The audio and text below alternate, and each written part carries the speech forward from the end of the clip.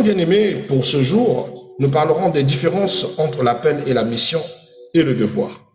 Ce que vous devez savoir, c'est que l'appel, c'est quand Dieu te choisit. La mission, c'est Dieu te confie une tâche. Le devoir, tu restes fidèle à cette tâche. C'est très simple. L'appel, Dieu te choisit. La mission, Dieu te confie une tâche. Alléluia. Le devoir, tu restes fidèle à cette tâche. C'est très important. Sans devoir, la mission s'arrête. Sans mission, l'appel reste incomplète.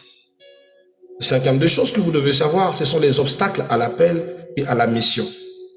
Souvent, quand Dieu vous appelle, quand Dieu vous donne une mission, ou que Dieu vous donne une responsabilité, il y a tellement de choses qui rentrent en facteur pour fatiguer votre sens du devoir, ou votre temps de réactivité, ou votre responsabilité, votre prise de responsabilité. Nous avons par exemple la peur. La peur gagne beaucoup ceux qui entendent que Dieu t'appelle pour le servir. Dieu veut que tu te maries. Tu auras des enfants. Il y a même des femmes qui ont peur d'avoir des enfants. Il y a des hommes qui ont peur de gérer un foyer. D'autres se disent qu'ils ne pourront pas rester fidèles qu'à une seule femme. Une autre se dit, je ne pourrai pas m'engager. Une autre se dit aussi que c'est un peu trop lourd de pouvoir mener la mission du Seigneur. Servir Dieu n'est pas facile. Comment Dieu veut faire de moi un pasteur? Je n'ai pas la carrure. Comment Dieu veut que je puisse être une chantre de l'Éternel? Je ne sais pas chanter. Comment Dieu peut attendre telle chose de moi? Et ces choses poussent la peur, génèrent le doute, génèrent la comparaison. Parce qu'on essaie souvent de se comparer à d'autres qui ont reçu l'appel. Et on dit, pourquoi ma vie n'est pas comme celle du pasteur untel? Bien-aimé, vous n'avez pas la même mission, vous n'avez pas la même appel, vous n'aurez pas aussi la même onction. Donc vous ne devez pas vous comparer à d'autres. Dieu ne travaillera pas pareillement avec moi comme il travaille avec Jordi. Dieu ne travaillerait pas pareillement avec le pasteur Marcelo comme il peut travailler avec le prophète Joël Francis Tatou.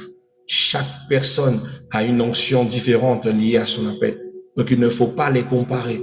Il n'y a pas de comparant. D'accord? Et aussi, certaines personnes, par peur, lèvent des obstacles par la désobéissance. Ils vont commencer à refuser l'appel, à rejeter l'appel. Je connais mes propres frères dans la famille, des gens bénis de Dieu, mais qui rejettent l'appel, qui ont peur de servir Dieu, qui ont peur d'assumer ce karma. J'ai des grands frères biologiques qui me regardent et me disent, tu as été trop courageux, tu as accepté ça depuis trop petit. Tu étais trop jeune quand tu as commencé avec l'œuvre de Dieu. Non, c'était du courage. Moi, j'ai pas eu cette force. Je ne me voyais pas porter ce fardeau tout en sachant que j'aime les femmes, j'aime l'alcool, j'aime tout ça. Comment servir Dieu? C'était trop fort. Bon, vraiment, tu as toujours été fort. C'est pas ça. J'ai juste eu le sens du devoir.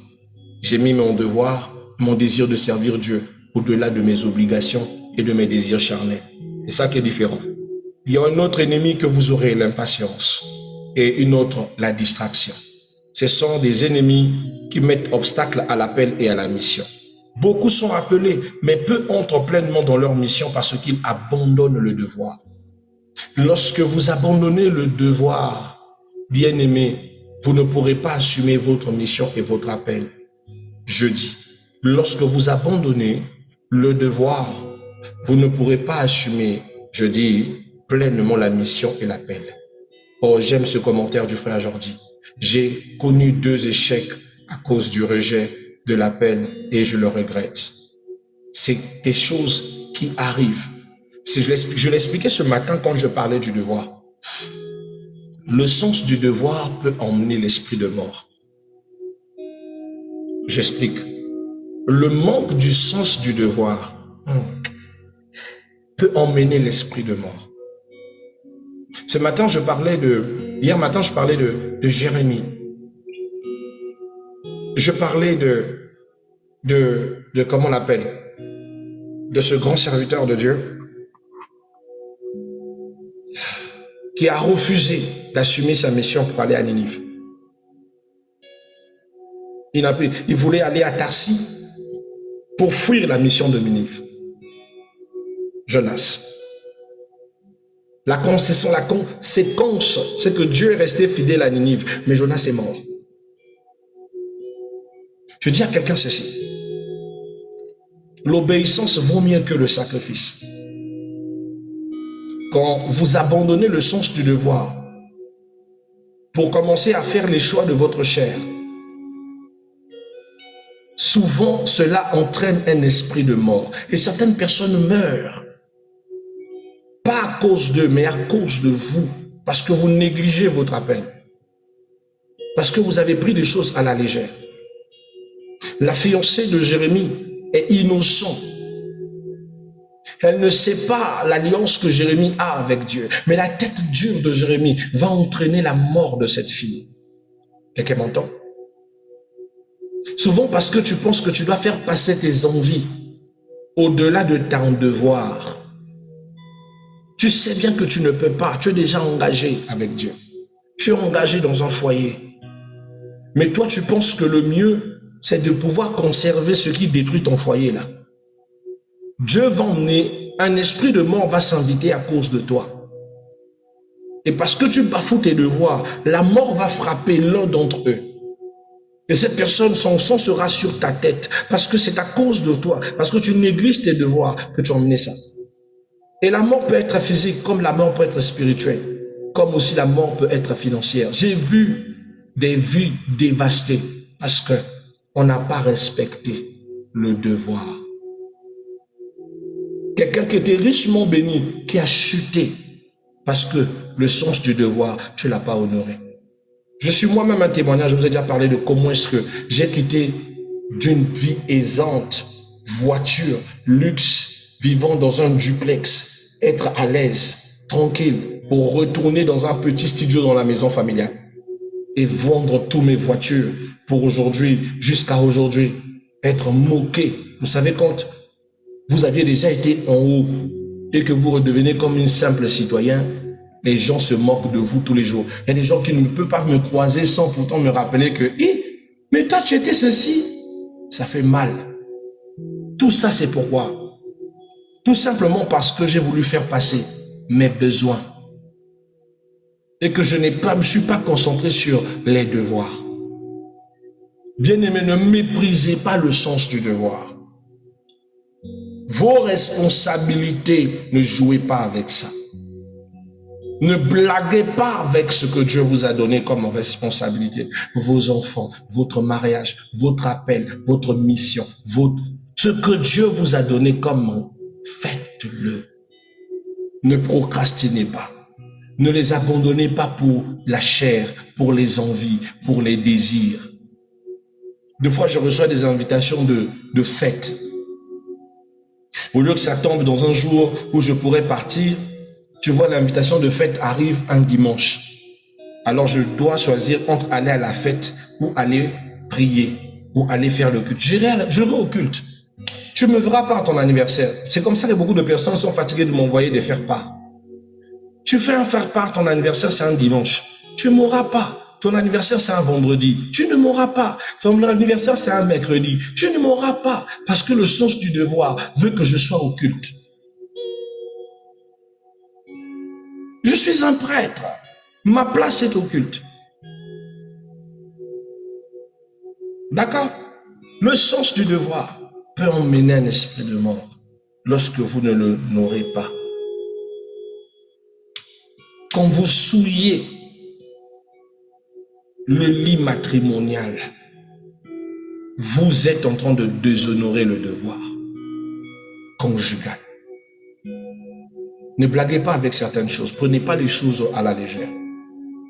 Je vous le dis avec un cœur ouvert, mais aussi avec un cœur blessé, parce que les chrétiens sont les plus négligents dans les actes spirituels, dans les principes spirituels. Très négligents. Amen. Beaucoup sont appelés, mais peu entrent pleinement dans leur mission parce qu'ils abandonnent le devoir. Sixième des choses, comment discerner son appel? Bien-aimés, les signes bibliques qui nous permettent de définir notre appel ou de le discerner, cela passe souvent par la conviction intérieure et persistante. Des fois, tu ressens cette persistance dans ton cœur qui te dit que Dieu veut que tu commences quelque chose. Des fois, tu sais que Dieu te dit, ça bouillonne en toi que tu dois travailler pour l'Éternel, que tu dois faire quelque chose pour l'Éternel. Mais c'est que tu ne sais pas encore ce que tu dois faire. Mais tu sais que Dieu t'a appelé. Un jour, je suis allé à 45 km. Je trouve un jeune qui ne savait pas trop bien parler. Et les gens le méprisaient parce qu'il avait l'air trop villageois. Il s'appelait Dubien Bathéas. Et même son père dans la foi ne le voyait pas vraiment comme étant un atout majeur. Je n'avais que 4 jours de séminaire là-bas. Alors je devais faire valoir le don de Dubien Bathéas. Dieu m'a dit, tu n'as que 4 jours pour impacter ce garçon. Il va devenir quelque chose d'extraordinaire. Et j'ai commencé à prêcher ce garçon, prier pour le garçon, prêcher. Il venait individuellement me voir, tandis que les autres restaient loin. Et je le partageais, la bonne nouvelle. Je le partageais jusqu'à ce que le dernier jour, quand je partais, je l'ai enlacé dans mes mains. J'ai prié, il est tombé, il s'est relevé. Il est tombé, il s'est relevé. La nuit même, l'Esprit de Dieu s'est révélé à lui. Son don, son appel s'est manifesté. Où nous parlons dans tous les jeunes de sa génération, le jour où j'étais passé, ils sont que 2 à avoir émergé. Un est pasteur qui a déjà son église et lui aussi est dans un service très puissant dans le ministère de la délivrance, mais aussi du prophétique. Lui aussi enseigne sur le ministère. À chaque fois qu'il y a un programme, il m'appelle toujours. Je ne suis pas son père dans la foi, mais il aime dire, vous êtes celui qui m'a permis de comprendre mon appel et qui m'a appris le sens du devoir. Ce jeune va jusqu'à dans les profondeurs de Pointe-Noire, va dans le Mayombe, va dans les profondeurs des différents repères que les gens ne vont pas pour aller prêcher. On l'envoie, un excellent évangéliste. Mais pourtant, il est resté longtemps quelque part où son talent n'était pas du tout révélé. Mais il sentait dans son cœur, à chaque fois qu'il devait servir Dieu. Il dit, papa, je sens que je dois le servir, mais je ne sais pas comment. Beaucoup de gens sont souvent bloqués dans cette partie où ils sentent l'appel, mais ils ne sentent pas, mais ils ne savent pas comment faire. Ils ne savent pas que faire. Quand c'est comme ça, confiez-vous pour que celui qui est face à vous, c'est-à-dire votre guide dans la foi, vous aide à débloquer votre plein potentiel. Alléluia. Ne le gardez pas pour vous. Vous comprenez? Alléluia. Donc, la conviction interne persistante est un signe. Et la confirmation par la parole, c'est-à-dire le message, la rhéma, est toujours bien. Parce que des fois, tu entends, c'est l'Éternel qui t'appelle. Lève-toi, il est temps que tu me serves. Lève-toi, il est temps que tu avances. Il est temps que tu bâtisses pour moi une œuvre. La voix de l'Éternel, elle est aussi source de confirmation. Les fruits aussi sont des signes de votre appel. Les fruits, c'est quoi? Les dons spirituels, l'impact que vous avez dans votre communauté sont des signes de l'appel. La reconnaissance spirituelle aussi est un signe que vous êtes en train de manifester un appel. La paix intérieure malgré les combats est aussi un signe. Parce que, bien aimé, Dieu vous préparera. L'appel, c'est pas un veste de luxe. C'est une veste qui fait de toi carrément une cible. Lorsque vous décidez de commencer à servir Dieu, vous devenez la cible du diable. Vous deviendrez aussi la cible des faux frères et des fausses sœurs qui vont vous détester, qui vont vous piéger. Quand vous commencez à servir Dieu, vous devez préparer votre cœur. Ce n'est pas une promenade de santé. Dans le ministère, mon bien-aimé, tant que tu n'as pas encore pleuré, c'est que tu n'as pas encore commencé. Dans l'appel ou dans la marche, dans le service de Dieu, écoute bien ce que je te dis. Jordi, tu entends? Tant que tu n'as pas encore pleuré, c'est que tu n'as pas encore commencé. Tu vas vivre des choses qui vont te faire pleurer, pleurer, pleurer. Au point, un moment, tu te dis, je suis fatigué. Seigneur, si c'est comme ça, je suis arrête, j'en peux plus. Pourquoi les gens me font ça? Pourquoi on dit ça? Pourquoi les accusations? Pourquoi c'est toujours moi? Regarde. Les Jérémies ont lutté. C'est pas parce que ça faisait plaisir. Non. ils ont vécu. Il va chaque fois parler au roi. Et le roi préfère écouter les faux prophètes que de l'écouter. Il va chaque fois avertir de la parole de vérité. Mais on ne le prend pas au sérieux. Dieu le récluse. Il vit dans les montagnes. Il va. Tandis que tout ce qu'il veut, c'est juste se marier. Je dis à quelqu'un, souvent l'appel, servir Dieu, c'est un goût amer, mais c'est un devoir noble. C'est un devoir noble. Il n'y a pas un service facile. Si vous êtes parent, vos enfants vont vous faire pleurer. Tu m'as pas compris, je répète, toi qui penses que tes enfants sont les plus pires de la terre là. Si vous êtes parent, vos enfants vont vous faire pleurer. La Bible dit dans la prophétie de la fin du temps, il dit, malheur à la femme qui sera enceinte et malheur à celle qui aura des enfants sur elle. Pourquoi on parle de ces deux choses? C'est prophétique. Celle qui n'a pas encore reçu une grande conversion et celle qui s'est convertie mais qui ne porte pas du fruit. Ces personnes seront desséchées. Mais physiquement aussi, on parle de ce temps-là comme étant des enfants qui vont être toxiques. Pendant que les femmes de Jérusalem pleurent pour Jésus, pendant que les femmes de Jérusalem sont en train de pleurer pour Jésus, voici une chose qui m'a choqué. Jésus regarde ces femmes et dit ceci. Si moi, l'herbe verte, on m'a fait du mal, alors vous qui êtes desséchés, il dit aux femmes de Jérusalem, ne pleurez pas, essuyez vos larmes. Essuyez vos larmes, ne pleurez pas pour moi, mais pleurez pour vous et vos enfants. Pourquoi pas pour vous et vos maris? Pourquoi vous et vos enfants? Pourquoi vous et vos enfants? Cette partie m'a toujours glacé. Voilà qu'on rentre dans une génération, vous mettez des enfants, mais vous dites, c'est mon sang ou c'est le diable? Mais pourquoi ces enfants ne m'écoutent même pas? C'est quelle marque d'enfant? C'est quoi? Mais c'est quel type? Oh bien aimé, c'est à cause du temps que ces enfants sont comme ça. Que certains d'entre eux ont plus tendance au mal qu'au bien. Sont plus rebelles que droits. Maintenant, que faire? Nous avons la mission de les encadrer. Car la mission est de prier pour nous et pour eux. Pour que leur âme soit sauvée. L'éducation ne doit pas faillir. Voilà pourquoi, bien aimé, être pasteur n'est pas la seule mission divine. Même être parent, c'est une mission divine. Alors arrêtez de penser que la télé assumera vos devoirs. Arrêtez de penser que vos frères s'occuperont mieux de vos enfants que vous. Arrêtez de penser que la nounou enseignera mieux vos enfants que vous. Arrêtez de penser que quelqu'un d'autre leur inculquera des vraies valeurs que vous. Vous formez des enfants qui n'aiment pas prier, qui n'ouvrent pas la Bible, qui n'ont aucune crainte de Dieu, qui ne jeûnent pas, qui n'ont aucune vie de prière. L'une des plus belles choses que ma mère m'a données dès ma naissance, c'est la connaissance du nom de Jésus. Vous, non, il apprendra avec 100 ans. Il fera les choses en 100 ans. Aujourd'hui, tu as formé un païen, un rebelle qui se tatoue, fume, un brigand. Tu as même peur qu'on le ramasse dans la rue. Pourquoi? Tu as été laxiste dans ton éducation.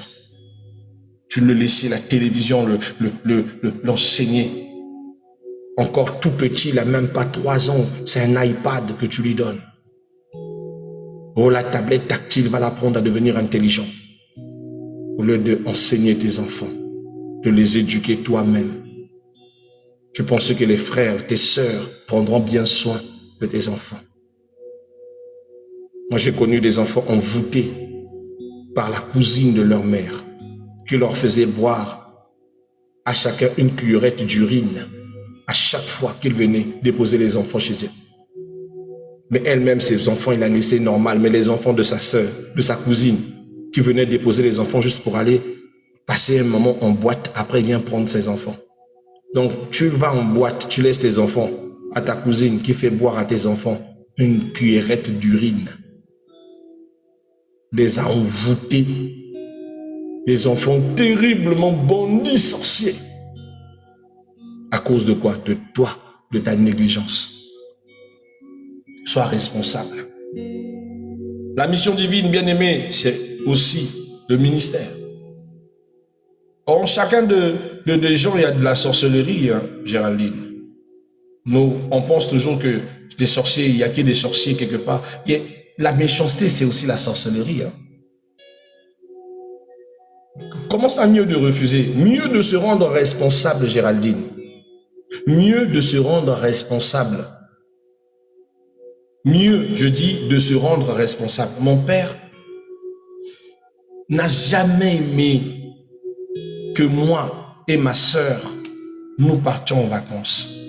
On était la maison qui pouvait recevoir les cousines, les cousins. On recevait tout le monde. Mais quand il s'agissait de nous, qui devions partir en vacances, mon père ne voulait rien savoir. La seule fois, l'unique fois que je suis allé dormir à l'extérieur, c'était au moins 2 jours. Mon père était en voyage. Il n'était pas au courant. Ma mère a autorisé que j'aille passer 3 jours chez ma petite maman. Mais quand mon père est rentré,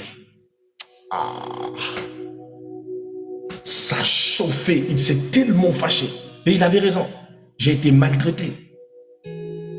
J'ai été maltraité. Il avait raison. Mon père pouvait accepter les gens venir, mais nous partir jamais.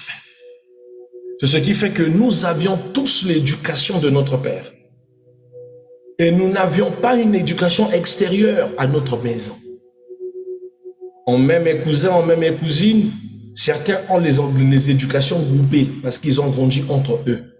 Mais nous, on n'a pas grandi ensemble. On est resté dans la maison de notre père. Notre famille, on appelait ça le camp de concentration. La zone d'éducation. Quand on rate l'éducation d'un des garçons de la famille, on l'envoyait dans notre maison. Dans la maison de mon père pour l'éduquer. Là-bas, on te dit, on va t'envoyer chez les Yafred. Hein? On va t'envoyer chez les Yafred. C'était comme ça qu'on disait. Parce que chez nous, ça tapait. Ça blaguait pas. Ça redressait. Tu viens en fille, on te redresse en garçon. Tu redeviens garçon. Ça, c'est sûr. On passait les mois de vacances. Pas traînailler dans la rue. Nous, les mois de vacances, on le passait à la maison. Le seul moment que vous sortez, c'est quand on vous envoie. Chose qui faisait que vous recherchez même qu'on vous envoie. Vous êtes tellement en train d'impatienter que quelqu'un vous envoie. Dès qu'on t'appelle seulement, Christ, Christ, maman, Christ. Parce que tu ne sors pas, tu ne connais pas la rue. Tu es tellement impatient, ton cœur beau. Tu attends qu'on t'appelle pour t'envoyer. Mais regardez vos enfants. Ils n'ont même pas encore 12 ans. Impolis. On voit le, maman, toi, si tu m'envoies trop. Oh, moi, je suis pour moi fatigué, je ne veux pas partir. Non, envoie elle, envoie ceci. Voilà votre éducation. Qui va faire ça, ma mère? Ma mère. On t'appelle, tu fais fianton. Devant qui? Elle ne va pas attendre Yafred pour te botter. Elle-même, elle va s'asseoir sur toi. Tu vas comprendre que c'est elle qui t'a mis au monde. Sa manière de te botter comme un adversaire. Toi-même, tu vas comprendre. Les gens pouvaient crier au scandale. Oh, c'est scandaleux. Mais aujourd'hui, on a gardé la meilleure des éducations. Voilà pourquoi moi-même, je ne laisserai jamais mes enfants aller en vacances quelque part. Mes enfants, je les éduque moi-même. Pour que quelque part, ton enfant devienne impoli dans la maison de quelqu'un. Ou qu'on t'appelle pour dire que ton enfant là est impoli. Hein? Ton enfant là est insolent. Hein? Ton enfant là ne sait pas parler aux gens. Hein? Pendant ce temps, toi, tu les éduques à être play. Tu apprends tes enfants à ne pas avoir peur de s'exprimer. Mais tu les apprends à respecter les aînés. Les valeurs de chez toi ne seront pas pareilles à l'extérieur. Tu comprends? Tu es responsable de ce que Dieu t'a donné. C'est ça aussi un devoir spirituel. Tu peux pas être un bon pasteur et ne pas être capable d'éduquer tes enfants. Tu as failli. Tous les devoirs doivent être honorés. Le devoir de la famille est un devoir divin. Le devoir aussi de l'Église. Nous, on pense que tout s'arrête à l'Église. Non? Alors, comment garder le sens du devoir ou comment marcher fidèlement avec Dieu? Shalom Dominique. Dominique dit, bonsoir papa, ça fait longtemps, que Dieu vous bénisse. Merci, que Dieu vous bénisse aussi. Comment marcher, garder le devoir, marcher fidèlement dans sa mission? Bien-aimé, c'est simple. Soyez un intime de Dieu. Restez obéissant et appliquez l'obéissance progressive. Formez-vous spirituellement. Arrêtez de penser que vous avez atteint le topless. Bien-aimé, la plus grosse des limites dans la vie, c'est de commencer à se voir à un niveau. Quand vous avez commencé à placer un baromètre à votre niveau, vous n'allez plus avancer, ni vous développer. Quand vous avez, par exemple, cru que vous avez fini, c'est que vous avez encore beaucoup à apprendre. Pourquoi je déteste la théologie? Elle est vraiment opposée au sens de l'esprit. Après avoir reçu ton doctorat en théologie, tu penses que tu as quelque chose à l'intérieur. Mais en réalité, tu es une tête vide, un véritable tabula rasa. Pourquoi? Tout simplement parce que tu as cessé d'évoluer. Tu vas te dire que c'est ça le niveau que Dieu veut que tu atteignes. Pendant que, bien aimé, la parole nous surenchérit et l'intimité nous rend plus profond de jour en jour. Plus tu te formes spirituellement, plus tu deviens encore plus profond, plus pertinent, plus puissant, plus adapté, et ton don spirituel ou ta grâce, tu l'utiliseras avec plus d'aisance. Avant, quand je tombais en transe, je tombais à terre comme tout le monde. Quand je parlais en langue, je pouvais me tomber comme tout le monde. Aujourd'hui, quand je parle en langue, je suis tranquille. Quand même je prophétise, par la grâce de Dieu, tu vas pas voir de... Il y avait. Dieu me dit de te dire, à quel moment même il me l'a dit, tu ne l'as pas vécu dans le... Yesu, oh Yesu, Kosti van Kosti. Non. Mais avant, il fallait que ça me secoue comme ça. Il fallait aussi que... Après, je commence à parler. Plus tu te formes, plus tu t'enracines, plus tu grain up. Il n'y a pas un niveau d'arrêt. Il n'y a pas un niveau plus spécial. Un enfant de Dieu grandit tous les jours. Tous les jours, ton don peut se perfectionner. D'accord? Tous les jours, quelqu'un peut se perfectionner. Donc ne t'arrête pas là. J'aime ce que le frère Jordi dit. Il dit, j'ai suivi un docteur en théologie prêchée. C'est le jour que j'ai compris qu'il y a une différence entre l'appel et la théologie. C'est différent. Quelqu'un en théologie viendra te dire des inepties qu'ils apprennent là-bas. Aucune vie, aucun fondement, aucune grâce, aucun impact de l'esprit. Mais celui qui est enraciné par les choses de l'esprit est transmonté dans les mystères de l'esprit. C'est comme si tout ce qu'il enseignait rendait clair les Écritures. Et les Écritures devenaient propres à être digérées. Et ce qu'il venait de libérer restait spécialement dans votre esprit. Celui qui est enraciné dans l'appel n'a pas besoin de forcer les choses. Pas seulement parce qu'il est convaincant, mais parce que son message transmet la vie. Des fois, tu n'as même pas compris de quoi il prêche. Mais l'aura qu'il dégage seulement pendant qu'il enseigne te dit, réponds-toi et donne ta vie à Christ. Oh my God. Un jour, mon père spirituel, mon père dans la foi était en train de prêcher. Un monsieur dormait. Oh là là, l'heure va vite. Un monsieur dormait pendant qu'il prêchait. Et juste comme ça, la personne sursaute. Je donne ma vie à Jésus. Je donne ma vie à Jésus. Il était en pleine prédication. Mais monsieur, qu'est-ce qu'il y a? Mais qu'est-ce qu'il y a? Il dit, je dormais. Je n'ai même pas écouté la prédication. Je dormais. Je vous jure, je dormais.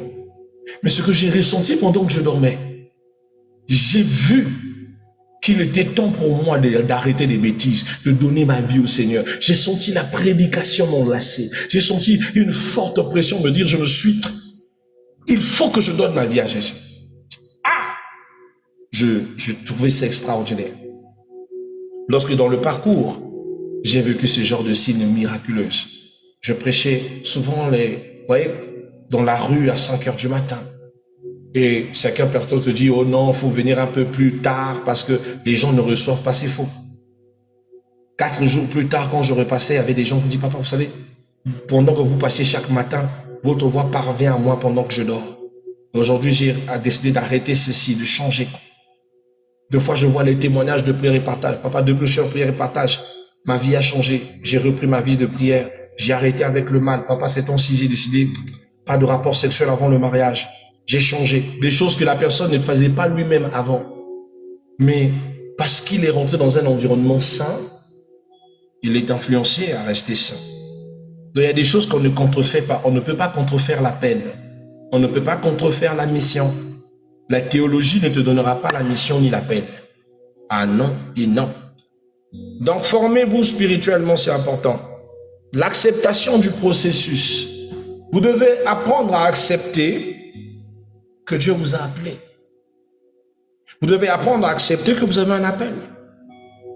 Et que forcément des choses vont vous arriver. Tant liées à la puissance et à la gloire que tant liées au combat spirituel. Acceptez-le. C'est déjà une évidence.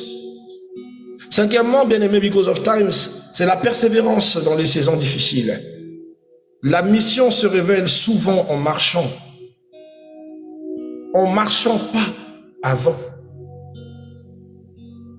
C'est plus pendant que vous marchez à la recherche de votre appel ou dans la marche de votre appel que la mission devient plus pertinente. Amen. Alors vous devez savoir, bien aimé, que l'appel est une grâce. C'est pas un mérite. On ne mérite pas un appel. Je n'ai rien mérité. Jusque-là, je ne mérite rien. La mission peut être évoluée, mais l'appel reste la même. Ça veut dire qu'aujourd'hui, hier, j'étais le pasteur central dans une église où 2 fois, je pouvais aller bâtir une église sur Pointe-Noire, sur Luanda, sur Kinshasa, dans les différents quartiers de mon pays, Mais l'Éternel m'a dit que je te donne les nations. Il pouvait m'arriver d'aller prêcher à Pointe-Noire, à Kinshasa, au Cameroun, au Gabon, ou d'aller prêcher dans les villages. Mais aujourd'hui, par le biais du canal de TikTok, le message parvient jusqu'aux Antilles. Il va vers même les îles Maldives. Il va jusqu'aux États-Unis. Ce live touche beaucoup de personnes. Et je sais que ce n'est qu'une partie remise. La mission évolue, mais l'appel reste la même. Car j'ai reçu des invitations d'aller prêcher à Djibouti, d'aller prêcher en Guinée équatoriale, d'aller prêcher aux États-Unis, au moins 4 fois, d'aller prêcher en France, d'aller prêcher en Belgique, d'aller prêcher à Madagascar, à l'île Maurice. C'est là où tu comprends que la mission a changé. La mission est devenue grande, mais l'appel est resté la même. Amener tous ces cœurs à Christ, les préparer comme épouses, car Jésus revient bientôt. Les rassembler à l'unité parfaite. Voici ma mission. Voici mon appel. Il reste idem. Dieu ne m'a pas envoyé construire des églises physiques. L'église physique que Dieu veut que je construise, c'est toi. On peut casser les bâtiments, mais toi, on ne te cassera pas. Tu es le temple du Dieu vivant. Dieu ne veut pas le temple bâti des mains des hommes. C'est toi qu'il veut. Et ma mission, c'est toi. Des fois, les gens ne savent pas. Ils me disent, mais apôtre, tu n'as pas construit une grande église. J'ai construit des bâtiments que les gens ont repris. Mais Dieu m'a dit, c'est pas ça. C'est pas la mission que je t'ai donnée. Je veux bien que tu établisses quelque chose, une base spirituelle, mais ce n'est pas important. Voici les vraies églises, le corps de l'homme, le temple du Saint-Esprit. Construis-moi ces églises-là. Bâtis-les par la foi. Voici ma mission. Ça, c'est la mienne. Je ne sais pas celle du frère Jordi. Je ne dois pas l'imposer ma vision. La mienne, c'est ça. Voilà pourquoi si tu me rencontres, Dieu m'a donné la tenaille, la masse, toutes ces choses pour casser et rebâtir un temple de Dieu en toi. C'est ma mission. T'affermir, te faire asseoir. Ça, c'est ma mission. Alors, c'est quoi ta mission à toi? C'est quoi ton appel? La mission restera stable, mais l'appel va changer. Non, plutôt, la mission va changer, mais l'appel, lui, reste le même. L'appel ne change jamais. D'accord? Le devoir révèle le caractère. Le caractère ministériel ou le caractère dans les œuvres que Dieu t'a appelé n'est pas des attitudes que tu ramasses chez un père spirituel ou un père dans la foi. Ce sont des choses que le devoir t'enseigne. J'ai appris la rigueur à mes fils, mais c'est plutôt le fait d'exercer leur mission qui les ont donné le caractère. Vu que mon caractère est lié à ma mission, certains ont écopé de mon caractère, mais c'est plutôt l'appel, la mission qui leur ont donné un caractère adapté. Souvent, l'erreur que beaucoup de gens font, c'est de vouloir devenir comme le Père de la foi. Tandis que vous n'avez pas la même mission que lui, ni encore la même appel. Or, le devoir, bien-aimé, va révéler votre caractère. Et c'est le caractère qu'il faut avoir pour marcher dans la mission que Dieu vous a donnée. Si vous menez un autre caractère, vous allez mettre en péril votre marche. Il y a des serviteurs de Dieu qui ne sourient pas. C'est pas qu'il est méchant.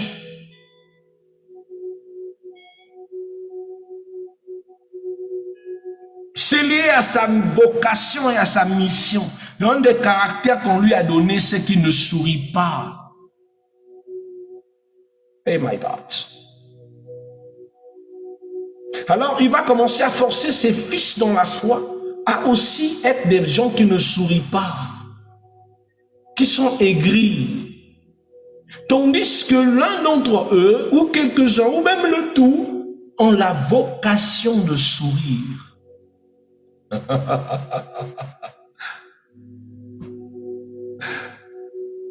Mon père dans la foi, c'est un Doliprane. C'est quelqu'un qui passe son temps quand il enseigne. Après, il brise les crispations.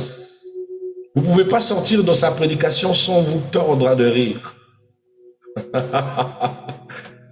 Vous allez tellement rire que vous avez dit que j'étais allé à un stand-up, mais vous êtes béni. Car les enseignements sont simples et limpides. Il ne vient pas faire des enseignements où il vient te parler de la méonce spatiose, il vient te parler de l'exégénèse, des mots catastrophiques. Là, c'est pas son affaire. Il prend l'évangile simplement tel que Jésus l'a donné. Il te la donne simplement. Mais les exemples qu'il va te donner sont des exemples qui vont tellement te faire rire, mais qui va te laisser. Ce jour-là, j'ai ri, mais j'ai retenu qu'on avait ri parce que Jésus avait dit ceci. Et c'est comme ça que quand tu arrives à la CMCU, tu as des petits enfants, des grandes personnes qui te citent la Bible. Oh. Donc j'ai un grand respect pour mon père dans la foi. Moi, j'ai grandi dans une famille où j'ai toujours été traité en militaire. J'ai été à l'école de cadet très tôt, donc je ne savais pas rire.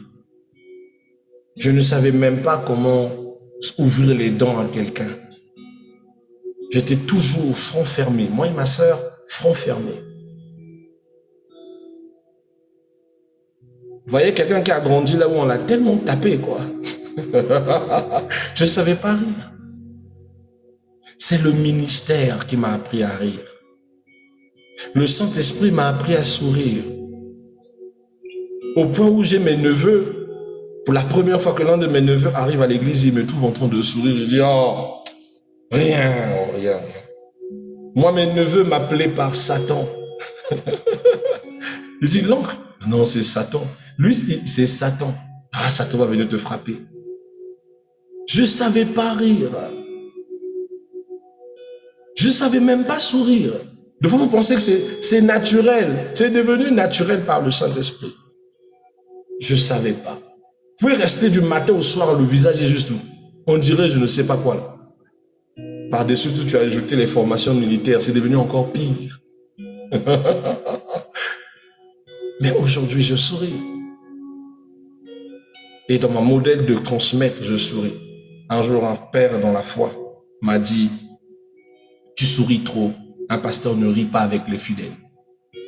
Et je dis, mais c'est écrit où? Dans quelle déontologie? C'est où? Montre-moi. Lui-même, le Christ, prêchait dans la joie, dans le sourire, dans la paix. Passer des moments pieux, des moments de gaieté avec ses disciples. Maintenant, toi, tu ne veux pas que je sourise.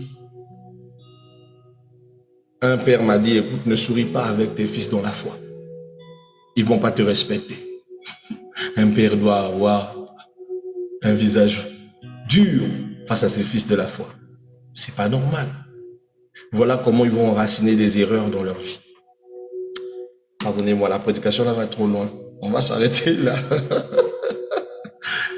Le devoir révèle le caractère et la fidélité est plus important que la visibilité. Recevez bien ce message. La fidélité est plus importante que la visibilité. Aujourd'hui, tous se sont prêts à sacrifier honneur, principe, juste à cause de la visibilité.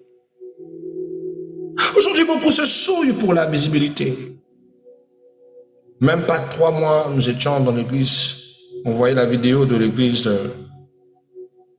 chez le prophète